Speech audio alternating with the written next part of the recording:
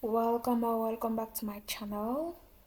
Your exam is starting in a few minutes, then don't worry, I'm here for your quick refresh. So here are the exact algebra rules and cheat codes you need to pass these questions. There are only three types of symmetry tests: the y-axis, the x-axis, and the origin. For the y-axis symmetry test, replace every x with a negative x. If the function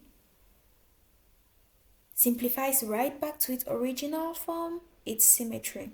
For the x-axis symmetry test, replace every y with a negative y.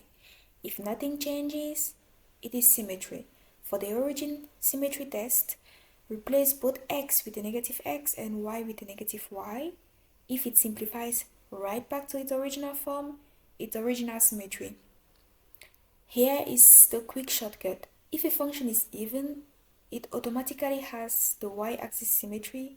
Think of a standard parabola like y equal x squared.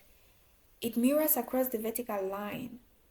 If a function is odd, it automatically has the origin symmetry. Think of a cubic curve like y equal x cubed. It rotates 180 degrees around the center. Now, watch out for this trap.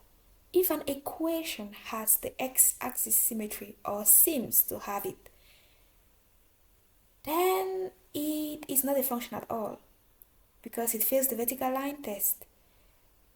It fails the vertical line test because one value of x in that situation has two different values of y.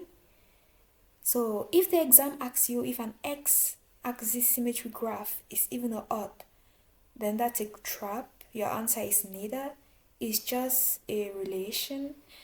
Now, it's a one-to-many relation.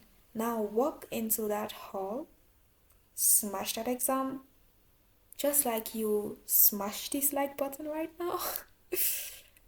Subscribe and hope to see you next time. Good luck.